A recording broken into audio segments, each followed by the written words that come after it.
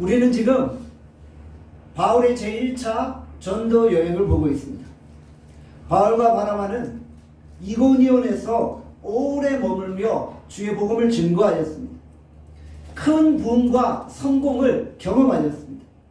그러나 큰 부흥과 더불어 극심한 박해도 경험했던 것입니다. 큰 박해로 인해 그들이 그곳에서 떠나 루스드아로 이동하게 되었죠. 무엇을 의미합니까?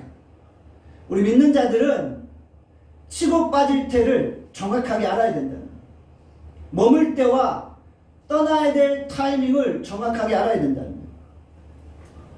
영적인 싸움에서 정면 승부해야 될 때가 있어요. 그러나 의도적으로 피해야 될 때도 있다는 것입니다. 예수님이 공생의 기간 중에 종종 이런 말씀을 하셨어요. 내 때가 아직 이르지 않았다. 그러시면서 핍박을 피해서 한적한 곳으로 이동하셨던 것입니다. 결정적인 순간에는 맞서 싸워야 합니다. 정면 승부를 걸 때가 있습니다. 그러나 피해야 될 때 쓸데없는 싸움을 벌여서는 안 되는 것입니다. 치고 빠질 타이밍을 잘못 잡으면 비참한 죽음을 당할 수 있다는 것이죠. 사도 바울을 보십시오. 가는 곳마다 놀라운 부흥을 경험했지만 또한 극심한 박해도 있었던 것입니다. 박해가 있을 때마다 계속 피신하잖아요. 그러다가 결정적인 순간에 예루살렘으로 올라갈 때는 당당히 맞서 싸웠던 것입니다. 사도행전 21장 12절에 말씀합니다. 우리 다 함께 사도행전 21장 12절 말씀 읽겠습니다. 시작. 우리가 그 말을 듣고 그곳 사람들과 더불어 바울에게 예루살렘으로 올라가지 말라 권하니 바울이 대답하되 여러분이 어찌하여 울어 내 마음을 상하게 하느냐.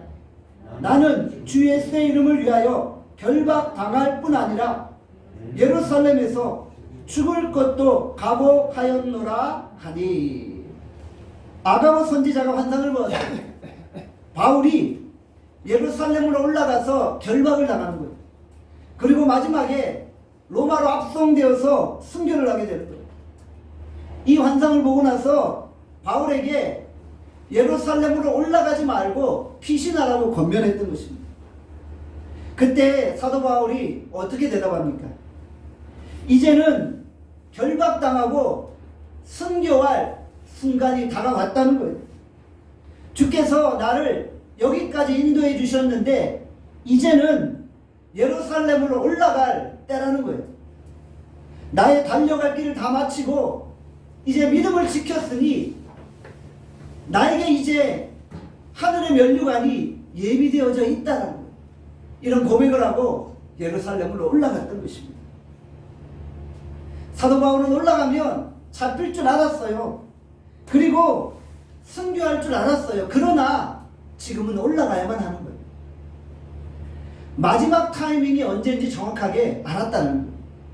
그 전까지는 계속 피신하다가 마지막 순간에는 당당하게 맞서 싸웠던 것입니다. 예수님도 유대인들이 죽이려고 할 때 계속 피신하셨잖아요. 그러다가 십자가 앞에 섰을 때는 당당히 십자가를 지신 것입니다. 다윗이 골리앗과 맞설 때 만군의 여호와 이름으로 싸워서 승리하지 않았습니까? 이때는 피할 때가 아닌 거예요. 그러다가 다윗이 사울왕과 맞설 때는 자신이 피신해야만 하는 거예요. 내 때가 아직 오지 않았기 때문입니다. 사랑하는 성도 여러분, 우리에게 진짜 중요한 싸움이 있어요. 그 중요한 싸움을 위해서 사소한 싸움은 피하는 거예요. 목숨 걸지 않는 거예요. 쓸데없는 싸움 하지 않기를 바랍니다. 우리는 본질적인 싸움을 하면 되는 거예요. 복음의 진리에 관하여서는 결코 양보할 수 없어요. 그러나 사소한 싸움에 대해서는 자존심 버리고 양보하는 거예요. 다툼을 피하는 거예요. 우리는 교회 안에서 여러 가지 갈등을 경험하게 됩니다. 갈등을 들여다보면 정말 너무나도 사소한 것입니다. 교회 캐비넷을 오른쪽에 놓을 것인가 왼쪽에 놓을 것인가 이것 가지고 싸워요. 교회 페인트 색깔을 흰색으로 할 것인가 회색으로 할 것인가 이것 가지고 심하게 다투는 거예요. 이런 게 싸움의 대상이 되나요? 오른쪽에 하나 왼쪽에 하나 두 개 놔두면 되잖아요. 아니면 아예 안 놔둬 버리든지요. 페인트 색깔도 앞면은 흰색 뒷면은 회색 칠하면 되잖아요. 결코 싸울 게 아니라는 거예요. 그런데 우리 교회 성도들이 보면 이런 사소한 거 가지고 싸우고요. 자존심 싸움하는 것을 우리는 보게 되어 진다라는 것이죠. 어느 교회에서 있었던 일이에요. 권사님들 임직식을 하는데 이 권사님들이 서로 싸움이 붙은 거예요. 이 축복의 날, 은혜의 순간 싸움을 하고 만 거예요. 이유를 들어보니까 권사님들이 한복을 입을 것인가 말 것인가를 가지고 싸우기 시작을 하는 거예요. 임직식 하기도 전에 은혜 다 쏟아버리고 그랬다는 이야기를 들었어요. 여러분들 우리는 어떤 싸움을 벌여야 합니까? 우리가 싸워야 될 싸움은 본질적인 싸움이에요. 사단과의 싸움이에요. 영적인 싸움이에요. 내 옆에 앉아있는 성도는 우리의 적이 아니라는 거예요. 사랑하는 성도 여러분, 진짜 중요한 싸움을 위해 자존심을 버릴 수 있기를 바랍니다.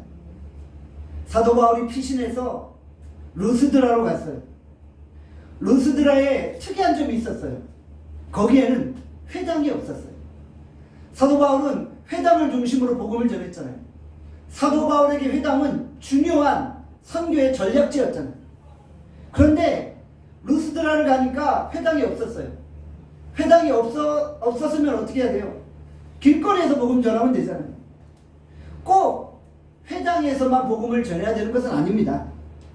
그렇지 않아요? 회당이 없으면 길거리에서 복음 전하면 되잖아요. 그래서 사도 바울은 유연성 있게 사역을 감당한 것입니다. 코로나 팬데믹이 한국교회를 강타했습니다. 우리가 이것을 통해 깨달은 점이 무엇입니까? 바로 어디서든지 예배 드릴 수 있다는 것, 이 진리를 우리는 깨달았어요. 우리의 가정이 교회가 될 수 있다는 거예요.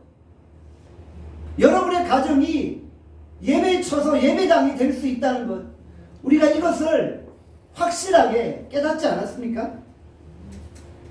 가정에서 예배를 드리면서 이전보다 더 큰 은혜를 받잖아요. 사무실에서 예배 드리면서 더 충만한 성령의 임재를 경험하잖아요. 우리가 이 신앙생활을 하면서 언제나 유연성이 필요한 거예요. 본질만 바꾸지 않으면 얼마든지 우리가 유연성 있게 사역할 수 있는 거예요. 이렇게 한번 생각해 봅시다. 나눔 교회가 예배당이 없어진다면 어떻게 할까요? 예배당이 없어지면 교회가 아닌가요? 한번 생각해 보세요. 예배당이 없어지면 교회가 아닌가요? 예배당이 없어져도 성도들이 모이면 교회입니다. 성도들이 어디에 모여있든지 모여있는 그곳이 곧 교회인 것입니다. 그러니까 예배당이 없으면 구로역 광장에서 모이면 되잖아요. 우리가 구로역 광장에서 텐트 치고 찬양하고 복음 전하고 기도하고 그랬잖아요. 예배당이 없어지면 광장에서 텐트 치고 예배 드리면 되는 거예요. 거기가 교회인 거예요. 우리가 서 있는 곳이 어디든지 예배당이고 교회인 줄 믿습니다. 복음의 본질 외에는 얼마든지 우리가 유연성 있게 사역할 수 있다는 것이죠. 신앙생활은 사실은 어떻게 보면 단순한 거예요. 우리가 복음의 진리를 위해서 그 외의 것은 다 내려놓을 수 있는 거예요. 예수 그리스도 그 진리를 붙들고 그 외의 것은 다 양보할 수 있는 거예요. 우리가 왜 유연성 있게 사역을 해야 됩니까? 사탄은 우리 인간을 너무나도 집요하게 공격에 들어오는 거예요. 그래서 우리가 다각도로 사단의 공격을 유연하게 대처해낼 수 있어야 한다는 거죠. 그래서 우리가 항상 믿음의 본질은 붙잡고 사단의 공격들 유연하게 대처할 수 있기를 바랍니다. 오늘 보면 사도행전 14장 9절의 말씀합니다. 우리 다 함께 사도행전 14장 9절 말씀 읽겠습니다. 시작. 바울이 말하는 것을 듣고 바울이 주목하여 구원받을 만한 믿음이 그에게 있는 것을 보고. 사도 바울이 거리에서 복음을 증거하고 있어요. 그 자리에 안진뱅이 한 사람이 앉아 있었던 거예요. 걷지 못하는 자가 바울의 설교를 듣고 있는 거예요.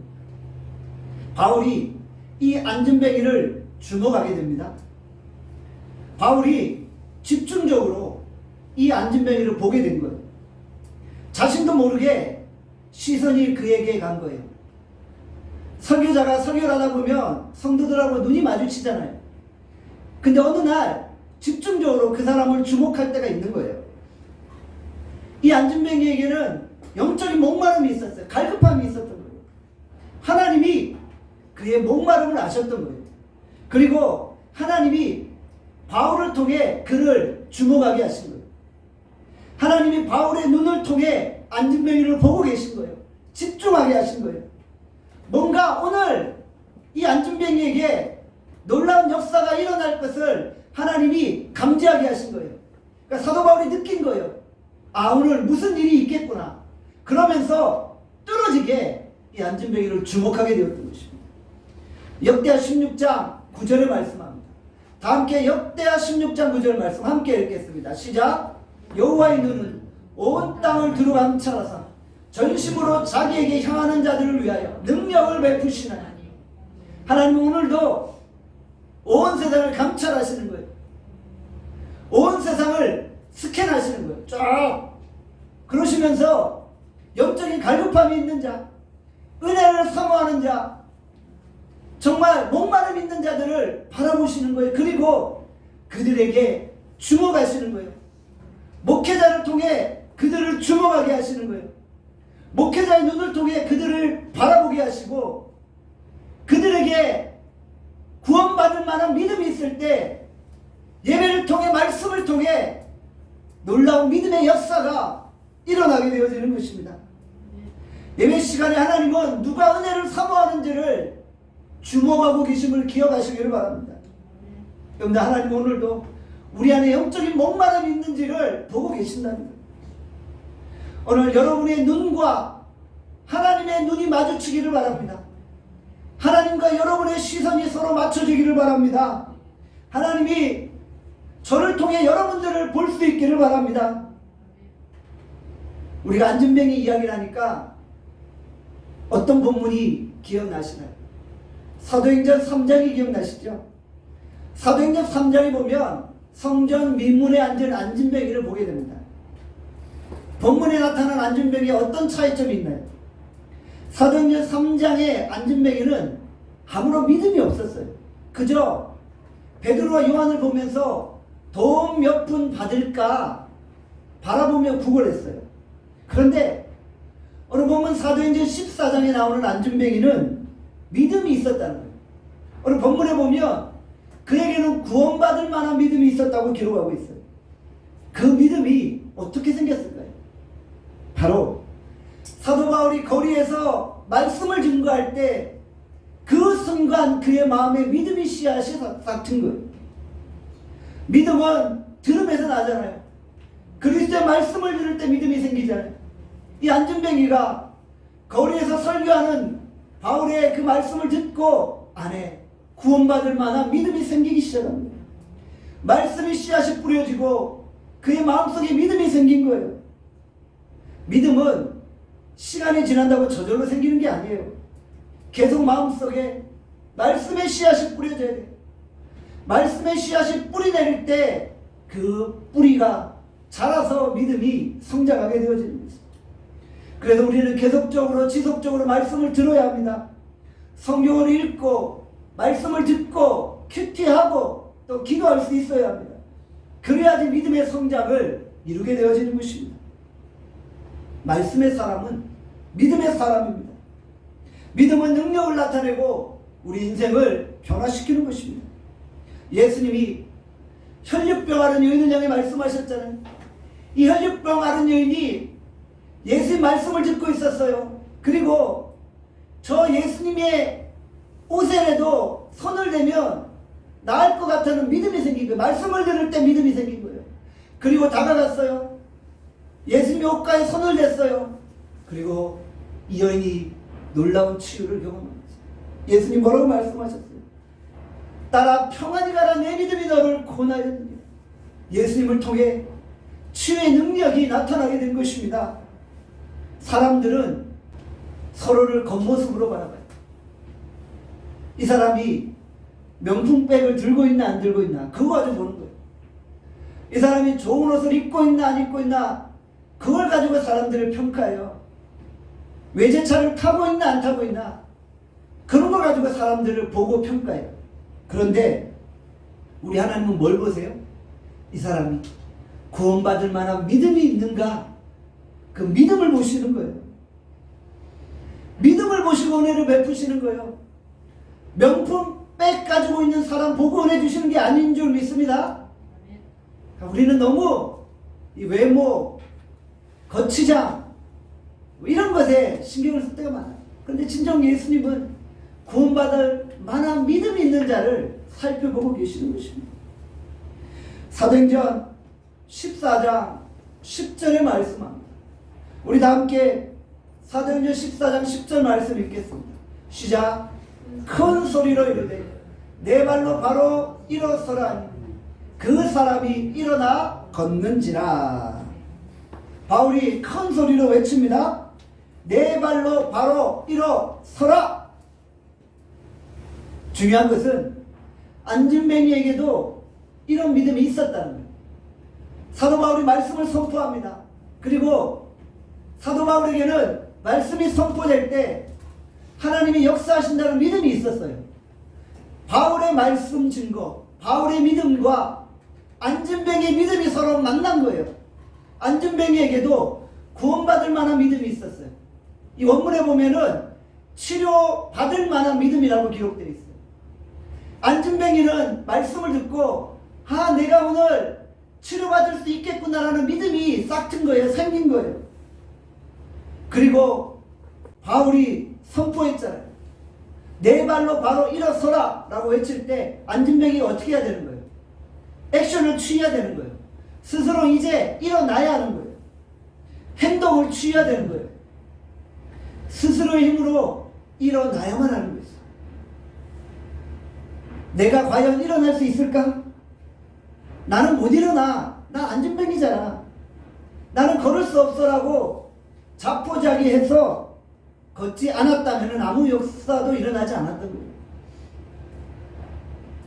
본인이 믿음을 가지고 있었기 때문에 그 자리에서 일어나는 거예요.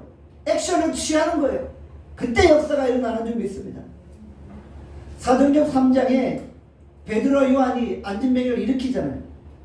그때는 베드로와 요한이 안진뱅이의 손을 잡고 그를 일으켰어요. 왜 일으켰나요? 그에게는 믿음이 없었기 때문이에요. 그러나 오늘 본문에 나타난 안진뱅이는 구원받을 만한 믿음이 있었어요. 그래서 스스로 일어나야만 했던 거예요. 액션을 취해야만 했던 거예요. 믿음은 선포하는 것입니다. 믿음은 경험을 뛰어넘는 것입니다. 왜 우리가 자꾸 할 수 없다, 안 된다, 못한다라고 이야기를 합니까? 왜 우리가 자꾸 불가능하다고 자포자기합니까? 우리가 믿음이 있다면 액션을 취하는 것입니다. 믿음을 행동하는 것입니다. 우리가 믿는데 행동하지 않는 것은 믿음이 없는 것이나 마찬가지입니다. 하나님의 말씀은 생명력입니다. 우리가 이 자리에서 말씀을 들을 때 순종하는 믿음으로 액션을 취하는 것입니다. 그럴 때 우리의 내면에서 어마어마한 생명력의 능력이 활동하는 것입니다. 우리가 말씀을 듣고 구원받을 만한 믿음이 있을 때 우리의 내면에서 그 말씀이 생명력으로 폭발하는 것입니다. 내 안에 말씀이 꿈틀꿈틀거리는 거예요. 생명의 역사가 요동치는 것입니다. 말씀이 활화산처럼 우리의 내면에서 폭발하는 거예요. 안진뱅이는 구원받을 만한 믿음이 있었어요. 사도 바울이 안진뱅이에게 구원받을 만한 믿음을 보았던 것입니다. 말씀을 들을 때 믿음이 생겼고 얼굴빛이 달라집니다. 바울은 보았어요. 눈으로 목도했다는 거예요. 아, 저 사람이 구원받을 만한 믿음이구나. 설교자가 말씀을 선포할 때 성도들을 보면요, 어느 날 눈빛이 달라지는 게 보여요. 아, 이분이 오늘 뭔가 하나님의 강력한 은혜를 체험하겠구나. 오늘 이 예배 자리에 말씀이 선포될 때 역사가 일어나겠구나 라는 것을 느끼게 되는 거예요. 보면 알아요. 막 갑자기 의자가 들썩들썩거려요. 막 일어나려고 하는 그런 액션이 취해지는 것이 느껴진다니까요. 보는 거예요. 얼굴빛이 달라지는 거예요. 교회로 들어올 때는 얼굴이 죽을 상이 되어져서 죽음의 그림자가 뒤로워졌어요. 어둠의 그림자가 얼굴을 사로잡고 있어요. 가슴이 답답해서 견딜 수가 없어요. 그런데 말씀을 듣고 나니 어둠의 그림자가 거치는 거예요. 가슴이 뚫리는 거예요. 얼굴에 은혜의 빛이 넘쳐나는 거예요. 말씀을 들음에도 불구하고 계속 인상 쓰고 있다는 거 믿음이 없는 거예요. 오늘 말씀을 통해 여러분의 얼굴빛이 달라지기를 소원합니다. 말씀을 통해 여러분의 삶이 달라지기를 원합니다. 히브리서 4장 2절에 말씀합니다. 우리 함께 히브리서 4장 2절 말씀 읽겠습니다. 그들과 같이 우리도 복음 전함을 받은 자이나 들은 바 그 말씀이 그들에게 유익하지 못한 것은 듣는 자가 믿음과 결부시키지 아니함이라. 무슨 말씀이요? 말씀을 선포하는데 듣는 자가 믿음과 결부시키지 않기 때문에 말씀의 역사가 일어나지 않는 거예요. 여러분들, 우리가 말씀이 선포되고 그 말씀을 믿음과 결부시키는 거예요. 믿음과 합체시키는 거예요. 믹스업시키는 거예요. 기록된 하나님의 말씀과 내 믿음이 서로 결합할 때 거기서 놀라운 성령의 핵폭발이 일어나는 거예요. 성령의 강력한 역사가 폭발하는 거예요. 똑같은 말씀을 들어도 믿음과 결부되어지지 않으면 아무 역사도 일어나지 않아요. 똑같은 말씀을 들어도 그 말씀이 믿음과 결부되어지면 핵폭발이 일어나는 거예요. 오늘 우리에게 주의 말씀이 있습니까? 오늘 우리에게 겨자씨 말한 믿음이 있습니까? 믿음과 말씀이 만나면 기적의 역사가 일어납니다. 따라합시다. 믿음과 말씀이 만나면 기적이 일어난다. 믿음과 말씀이 만나면 기적이 일어난다. 오늘 설교가 끝난 이후 우리의 내면에서 믿음이 올라와야 돼요. 믿음이 밖으로 막 튀어나와야 돼요. 주체할 수 없을 정도로 믿음이 폭발해야 돼요. 입을 열기만 하면 믿음이 튀어나와야 하는 거예요. 여러분의 얼굴에 구원받을 만한 믿음이 보이는 거예요. 치료받을 만한 믿음이 보이는 거예요. 성도들이 모여서 서로 연합하니까 주체할 수 없을 정도의 믿음이 폭발하는 거예요. 이 믿음과 저 믿음이 서로 연결되어지는 거예요. 만나는 거예요. 나눔교회 성도들이 믿음으로 모이니까 불가능한 일이 가능케 되어지는 거예요. 우리 하나님 어떤 분이십니까? 모든 육체의 하나님은 불가능한 일이 없습니다. 내 사전에 불가능한 일이 없다는 것은 나폴레옹의 말이 아니에요. 인간이 무슨 그런 말을 할 수 있어요? 오직 하나님만이 그런 말을 하실 수 있는 거예요. 나폴레옹은 결국 워털루 전투에서 비참하게 패배하고 섬으로 유배되어 죽었잖아요. 오직 이 땅에서 내 사전에 불가능한 일이 없다라고 말할 수 있는 분은 하나님밖에 없으신 거예요. 하나님은 우리 가운데 오늘도 일하기를 원하시는 거예요. 믿음과 믿음을 통해 역사하는 그 하나님의 능력이 우리 가운데 함께 하시기를 소원합니다. 오늘 여러분들 언제까지 안진뱅이처럼 주저앉아 계시겠습니까? 예배 시간에 일어나려고 여러분들 의자가 들썩들썩 거리기를 바랍니다. 믿음 있는 사람이 어떻게 안진뱅이처럼 앉아있어요? 너무 은혜 받아서 저처럼 강단에 설교하고 싶은 그런 막 복음을 전하고 싶은 욕망이 타오를 수 있는 은혜가 여러분 가운데 있기를 바랍니다. 여러분이 그 자리에서 일어나 걸어가는 것입니다. 내 발로 일어나 걸어라. 여러분 인생에 그런 놀라운 하나님의 역사가 일어나길 소원합니다. 안진뱅이가 일어나는 기적을 본 루스드라 사람들이 어떻게 반응했나요? 사도행전 14장 11절에서 12절 말씀입니다. 우리 다 함께 사도행전 14장 11절에서 12절 말씀 읽겠습니다. 시작. 무리가 바울이 한 일을 보고 루가우니아 방언으로 소리질러 이르되 신들이 사람의 형상으로 우리 가운데 내려오셨다 하여 바나바는 제우스로 하고 바울은 그 중에 말하는 자이므로 헤르메스라 하더라. 아멘. 무리들이 막 소리를 지르는 거예요. 신들이 사람의 형상으로 우리 가운데 내려왔다. 바나바는 제우스 신, 라틴어로 주피터 신이라고 말하죠. 바울은 헤르메스 신, 라틴어로 머큐리 신이라고 부르죠. 바울과 바나바를 신격화하고 있어요. 제우스는 그리스 신화에서 올림푸스를 다스리는 최고의 신이잖아요. 헤르메스는 제우스의 대변인 역할을 하는 웅변의 신, 언어를 지배하는 신이죠. 루스드라 사람들이 왜 바울과 바나바를 제우스와 헤르메스라고 지칭했을까요? 바로 그 지역의 전설 때문이에요. 로마의 시인 오비디우스는 그의 저서 변신 이야기에서 이런 전설을 소개합니다. 어느 날 제우스와 헤르메스 신이 남루한 초라한 인간의 모습으로 그 지방을 방문합니다.